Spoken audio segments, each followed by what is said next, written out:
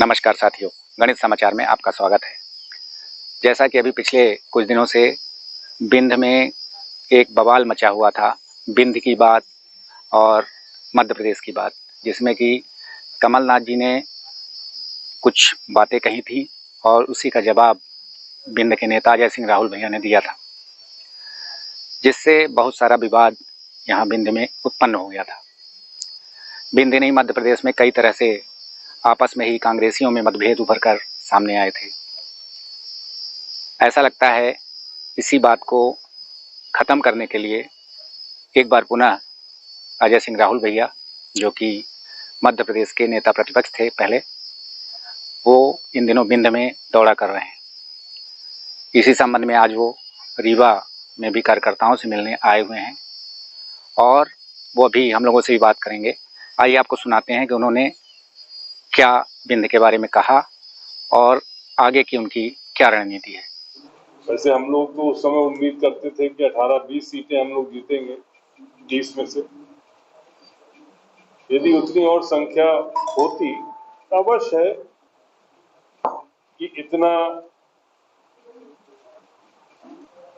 इतनी बुरी हालत ना होती कि छोड़ने के बाद भी हम लोगों की संख्या।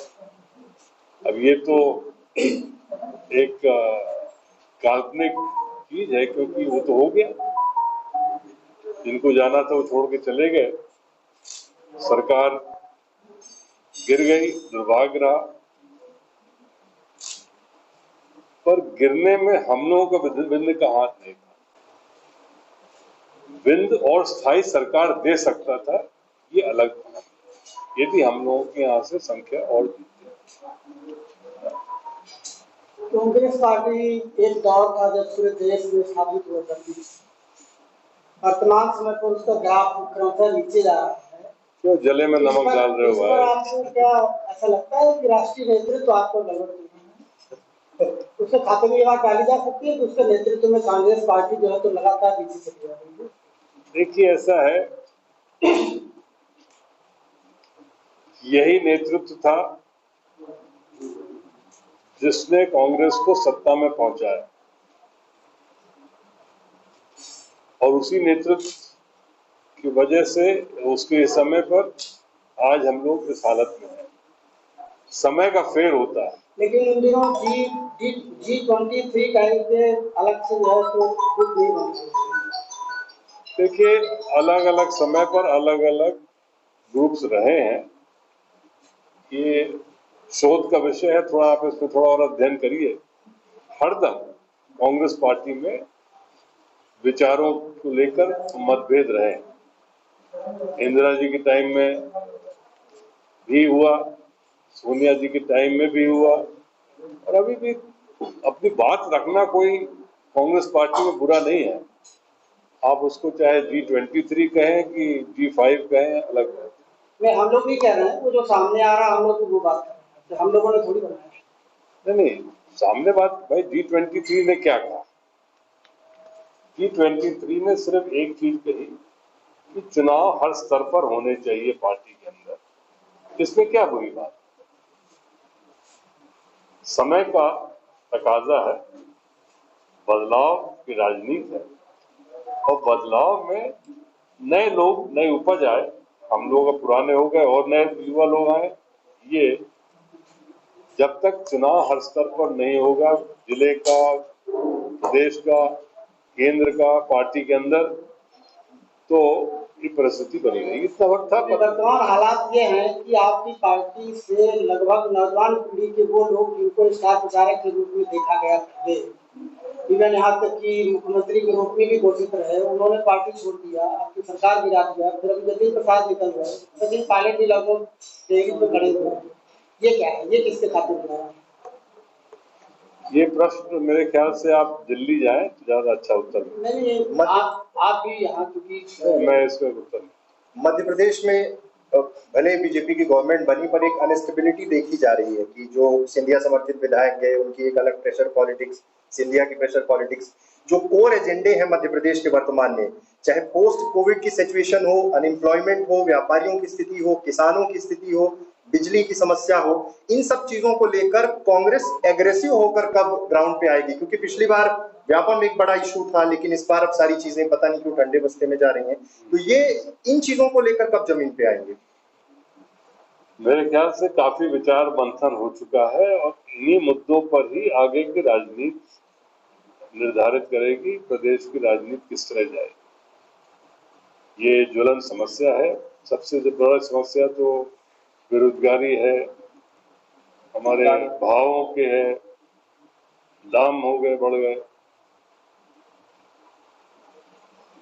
बिजली की समस्या बनी हुई है। अब कब तक हम लोग इस पर कारगर होंगे ये समय ही बताए।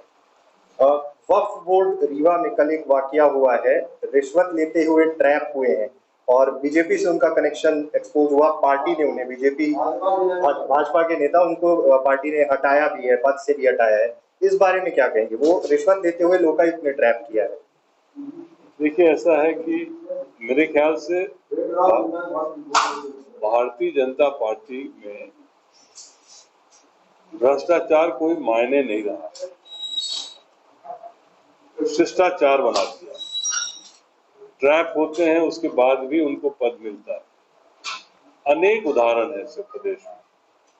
यहाँ रीवा में वक्फ बोर्ड में कोई पकड़ा गया हो, आप बिल्कुल सही कह रहे हैं, लेकिन जो कार्रवाई होनी चाहिए वो नहीं होती है इनके पार्टी। याद हो कुछ साल पहले भोपाल में एक आईटी सेल, भाजपा का आईटी सेल वाला पकड़ा गया था, जो पाकिस्तान के लिए फोन सिस्टम था, उसके बाद भी उसको पद मिल गया। वैसे लोग भी जो सम्मानित होंगे उसका क्या होगा? आज की घटना है देवास में, 5 आदिवासी बच्चियां के कंकाल मिले हैं खेत में और भारतीय जनता पार्टी के नेता ने और कुछ उनके साथियों ने उनके साथ बलात्कार किया और उसके बाद मारा। लेकिन कार्रवाई जिस तरह से होनी चाहिए, तुरंत अरेस्ट हो जाए, कार्रवाई हो, वो मुझे नहीं लगता हो। इसके लिए क्या किया? दो कैबिनेट मंत्री के स्टेटमेंट आते हैं महंगाई को लेकर कि अगर पेट्रोल महंगा है तो आप साइकिल से चलिए। इंदर सिंह परमार कल कह रहे थे कि भूखे मरने की अगर नौबत है तो भूखे मरिए। ये मतलब ये क्यों, ये बौखलाहट है कि ये क्यों इस तरह के स्टेटमेंट्स आ रहे हैं? देखिए, एक चीज हमें समझना चाहिए कि भारतीय जनता पार्टी प्रजातंत्र में उस तरह का विश्वास अब नहीं करती। वो सोचते हैं कि हम कुछ भी कर सकते। उदाहरण है, क्योंकि सरकार फिर से बना ली, हारे हुए होने के बाद भी खरीद फरोख्त की बना ली, तो उनको लगता है कुछ भी। अभी पड़ोसी राज्य में क्या हुआ, 16 या 17 जिला पंचायत के लोगों ने फॉर्म तक नहीं भरा, भरने नहीं दिया गया, गायब करा दिया गया। क्या यही स्वस्थ राजनीति है? ये जो पूरे देश में इस तरह से भारतीय जनता पार्टी कर रही है, ये आम आदमी भी प्रभावित होगा आने वाले समय में। कांग्रेस पार्टी तो जो होगी सो होगी, लेकिन हम सब प्रभावित होंगे जब प्रजातंत्र से विश्वास घट जाए। आगामी समय में मध्य प्रदेश में भी पंचायत चुनाव हो चुके हैं, यहाँ भी ऐसी आशंका मानी जाए? अब जैसे सुनने में आ रहा है कि अब नगरीय निकाय चुनाव, जो पहले डायरेक्ट महापौर होता था, नगर पालिका का अध्यक्ष होता था, अब सुनने में आ रहा है कि वो संशोधन होने जा रहा है, इनडायरेक्ट हो। जैसे कमलनाथ जी ने कहा। हाँ, जैसे इनडायरेक्ट करने का मतलब क्या हुआ? यदि कमलनाथ जी ने करा था तो इनने कहा हम वो वापस करेंगे, अब वे वापस ही कर रहे हैं। मतलब हार के डर से यदि आप उस तरह की समस्या में जा रहे हैं, सिस्टम में जा रहे हैं, तो क्या मतलब? कमलनाथ जी ने भी तो वही किया था कि सीधे पार्षदों के थ्रू महापौर का इलेक्शन कराएंगे, उसी चीज को अब ये कर रहे हैं। तो क्या वो भी यही सोच रहे थे कि किसी तरह नहीं, वो पुराने सिस्टम में ले जाना चाहते थे, उनकी सोच दूसरी रही होगी, पर ये जो सोच है ये थोड़ा गलत है। धन्यवाद साहब, चाय लीजिएगा। जैसा कि अभी आप लोगों ने सुना कि राहुल भैया ने किस तरह से पत्रकारों को जवाब दिया और उसके बाद वो रीवा राजनिवास से रवाना हो गए हैं। हम लोग आखिर जानना चाहते हैं कि उन्होंने कार्यकर्ताओं से क्या कहा। इसी संबंध में बात करने के लिए हमारे पास धर्मेंद्र तिवारी बबुल भैया हैं, उनसे बात करते हैं। बबुल भैया, ये बताइए कि राहुल भैया का आने का उद्देश्य मुख्य क्या था? देखिए, बहुत दिन कोरोना काल के कारण बहुत समय पे कार्यकर्ताओं से मुलाकात नहीं हो पाई थी। ये उद्देश्य था और थोड़ा सा ये था कि अब कांग्रेस के लिए कुछ काम करने की आवश्यकता है और बहुत सारे मुद्दे हैं जो भाजपा की असफलताएं हैं, उनको सबको उजागर करने की आवश्यकता है। इसी सिलसिले को लेके भैया आज यहाँ पधारे थे। कार्यकर्ताओं को उन्होंने निर्देश दिया कि आप सब जुट के जो जनता की परेशानी है उसको उठाइए। उनका उद्देश्य यही। पिछले दिनों बिंद के मैटर में कमलनाथ जी ने कुछ कहा था, उसका जवाब राहुल भैया ने दिया था। क्या ये भी एक मुद्दा हो सकता है यहाँ इस बार कार्यकर्ताओं से मिलने का? नहीं, एक स्वाभाविक एक ये वक्तव्य था कि ऐसा नहीं है, बिंद क्षेत्र का दोष नहीं है। उनका कहने का उद्देश्य वो नहीं था जो सोचा गया। अब बात ये है कि उसको किस ढंग से यहाँ के राजनीति के कुछ स्वार्थी लोग अपने आप को वो करने के लिए, प्रोत्साहित करने के लिए या अपने आप को हाईलाइट करने के लिए कुछ टिप्पणी किए हैं, वो बहुत उसमें बात करने की आवश्यकता नहीं। अभी हमारे बीच मानवेंद्र सिंह जी हैं, जो कि शायद महापौरी चुनाव की भी तैयारी कर रहे हैं, ऐसा हम लोगों को पहले जानकारी हुई थी। मानवेंद्र सिंह जी, आप ये बताइए कि चूंकि एक सवाल बहुत बड़ा ये बनता है जनता के बीच में कि अभी कमलनाथ जी और राहुल भैया के बीच में कुछ मतभेद खुलकर सामने आए थे, तो क्या इसी मतभेद को दूर करने के लिए रीवा का दौरा कर रहे हैं? निश्चित तौर पे उनने अपना वक्तव्य भी जारी किया था। ऐसा कुछ नहीं है, हमारे कार्यकर्ता कोई गलत बयानबाजी न करें जिससे पार्टी को नुकसान पहुंचे, भाजपा को उसको मौका मिले। ऐसा कुछ नहीं है, बड़े नेता है, आपस में इनका क्या बातचीत है, बाकी सारी बातें नॉर्मल है। पर मुझे नहीं लगता कि ऐसा कुछ मैसेज उन्होंने पहले ही पत्र के माध्यम से दे चुके हैं मैसेज कि हमारे ऐसा नहीं है और सब ठीक चल रहा है। मेरे कार्यकर्ता बयानबाजी न करें फालतू, जिसमें भाजपा को मौका मिले। इसका मतलब ये माना जाए कि जो अगला चुनाव होगा तो मध्य प्रदेश के सभी कांग्रेसी एकजुट होकर के लड़ेंगे और भाजपा को हराने का प्रयास करेंगे। निश्चित तौर पे भाजपा को हराएंगे नहीं, हरा चुके हैं। अच्छा। और निश्चित तौर पे भाजपा हारेगी इस बार, इसमें कोई शक नहीं। हमारे बीच रमेश प्रताप सिंह जी त्योथर से हैं, उनसे पूछते हैं कि इन दिनों बिंद में जो कांग्रेस का माहौल है, आप लोगों को क्या लगता है कि जैसे पिछली बार आप लोग सभी सीटें हार गए थे, तो इस बार क्या आप लोगों ने क्या रणनीति बनाई होगी? बिंद में जैसा कि हमारे नेता राहुल भैया ने हमेशा ये कहा है कि बिंद में चुनाव हमारे हारने का कारण, कांग्रेस पार्टी की पराजय का कारण बहुआयामी कारणों पर निर्भर है, कोई एक कारण नहीं था। हमारी तैयारी में कोई कमी नहीं थी। बिंद में जितने रुझान आ रहे थे, एग्जिट पोल आ रहे थे, सब बिंद के पक्ष में आ रहे थे। लेकिन निश्चित तौर पर कुछ हमारी सांगठनिक हमसे चूक हुई, बाबरिया जी की गलती, कमलनाथ जी की गलती और निश्चित तौर पर भाजपा का बहुत बड़ा सुनियोजित षड्यंत्र, जो अजय सिंह जी के आक्रमण से नेता प्रतिपक्ष रहते हुए जो उन्होंने सरकार पर एक सीधा आक्रमण किया था। तो ये सारे कारण रहे जिसके कारण बिंद में हम हारे। लेकिन वो अपवादजनक परिस्थितियां थी, वो अपवाद होता है, वो सामान्य नहीं है। इस बार हमारी तो बिंद में शानदार प्रदर्शन होगा। 32 में से 28-29 सीट जैसा राहुल भैया ने कहा है, निश्चित जीतेंगे। हमारे बीच सरदार कुलवंत सिंह जी वरिष्ठ कांग्रेस नेता है, उनसे पूछते हैं कि बिंद में इन दिनों अब आगे की रणनीति क्या रहेगी कांग्रेस को चुनाव जिताने के लिए? निश्चित रूप से पहले की तरह बिंद में हमारी कांग्रेस मजबूत थी, मजबूत है और मजबूत ही रहेगी। हमारे कार्यकर्ताओं का मनोबल बहुत ऊंचा है।